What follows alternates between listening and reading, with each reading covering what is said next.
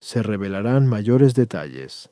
He pertenecido a Sexo Adictos Anónimos durante casi 4 años y en otra confraternidad durante 18 años, recuperándome del alcoholismo.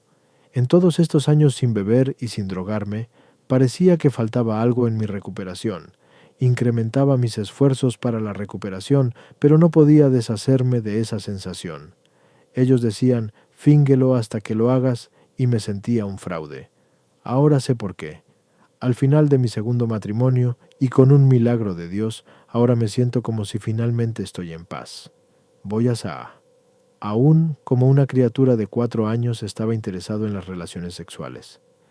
Tengo la sensación de que debo haber visto algo sexual en la casa de mi abuelo, porque en una ocasión llevé a mi prima menor a un edificio y traté de tener relaciones sexuales con ella. Para mi sorpresa, descubrí que no podía, y me sentí avergonzado. Ella me veía desconcertada.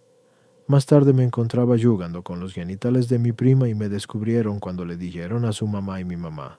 Sentí suma vergüenza y negué todo. Tengo un recuerdo claro de la escuela de tratar de llamar la atención de una muchacha rubia.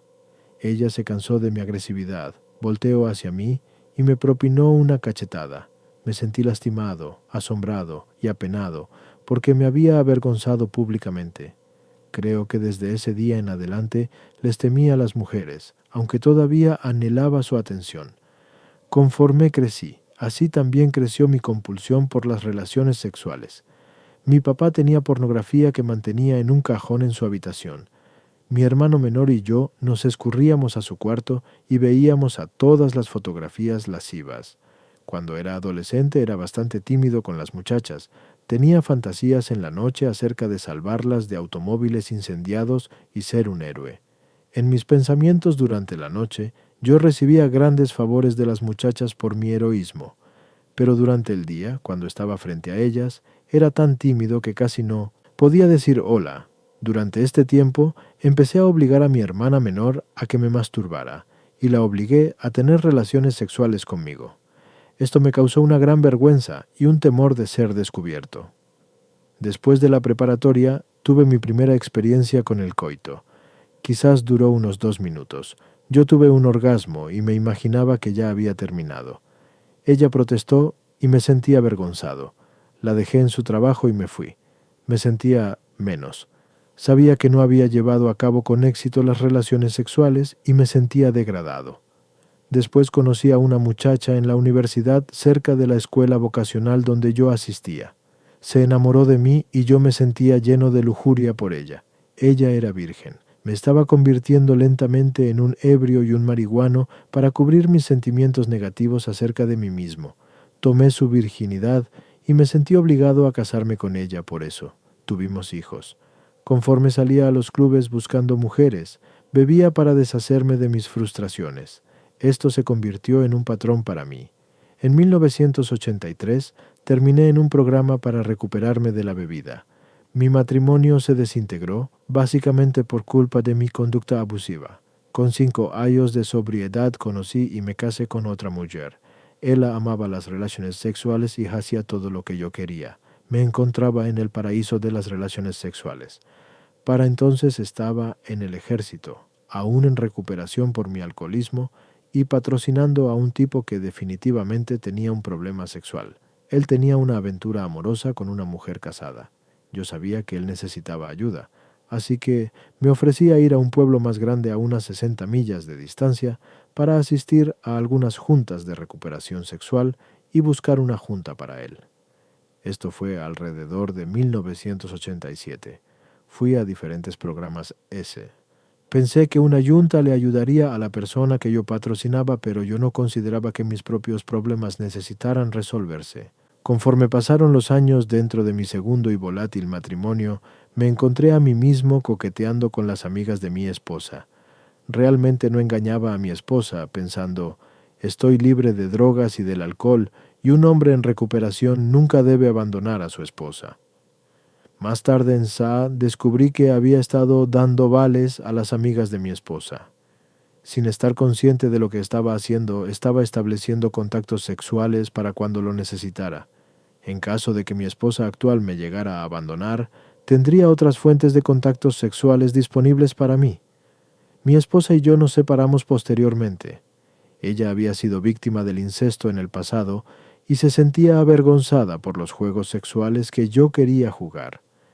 Tenía 5 años de recuperación del alcoholismo y cuando les dijo a sus amigos en recuperación de los actos sexuales que yo quería que ella realizara, le dijeron que yo estaba enfermo. Me sentí ofendido por esta etiqueta y ofendido con ellos por decirle a ella, pero ella no cooperaba más en mi enfermedad sexual. Me separé de mi esposa en enero de 1997. Había empezado a tener pensamientos sexuales en relación a mi hijastra de 14 años de edad y tenía temor de que si permanecía dentro del matrimonio haría un avance sexual hacia ella. No quería causarle la misma devastación en su vida como la que había visto que sufría mi esposa por ser una víctima del incesto. Me sentía loco y fuera de control. Había empezado a utilizar pornografía por internet y en ocasiones sentía una compulsión por ver por las ventanas con binoculares hacia las otras casas cercanas. Esperaba varias horas para vislumbrar a alguien caminando desnuda enfrente de una ventana o con ropa de dormir provocativa. Le había preguntado a un patrocinador unos años antes acerca de mi conducta, y él dijo, «Yo también hago eso. No te mortifiques por eso». Aquí está el milagro que Dios realizó. Había leído en otra literatura de recuperación que se revelarán mayores detalles por Dios si continuaba dentro de la recuperación. Había estado haciendo oración a Dios para que me ayudara, que mi vida estaba desquiciada y que si podía intervenir. En la Navidad de 1996 me invitaron a ir a la casa de un amigo que había conocido mientras trabajaba en un centro de rehabilitación. En el pasado había declinado este ofrecimiento de Navidad, pero de alguna forma este año supe que allí había algo para mí y que Dios participaba en esto.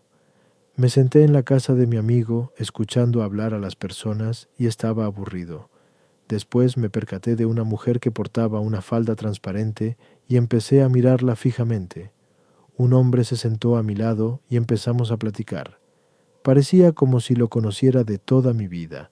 Me imaginaba que él era un alcohólico en recuperación y le pregunté.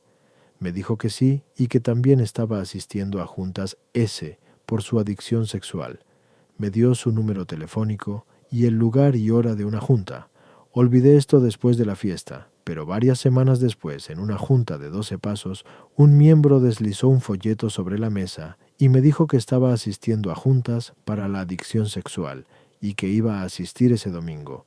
Le pregunté si podía ir yo y me llevó a mi primera junta que asistí para mí. Más tarde ese año me cambié a otro estado y empecé a asistir a Sexo Adictos Anónimos. Este programa es una bendición. Me siento más vivo ahora que antes. Me volví a casar y de momento estoy haciendo un inventario del 4.º paso y ya me he preparado para llevar a cabo mi 5.º paso. Me di cuenta de que mi experiencia en la recuperación del alcohol no me ayudaba en esta adicción. Necesitaba estar en el lugar correcto para recuperarme de los pensamientos y conductas sexuales compulsivas. Utilizo las herramientas del programa, un poder superior, juntas, ayuda de otros, los 3 círculos y la regla de los 3 segundos. Ver durante 3 segundos y después regresar a lo que estoy haciendo. Estoy descubriendo muchas otras herramientas para ayudarme a permanecer sobrio. Los 3 círculos me han dado una gran perspectiva para definir esta adicción y el proceso de recuperación para mí. Gracias, Dios, por revelarme esto y como siempre, se revelarán mayores detalles.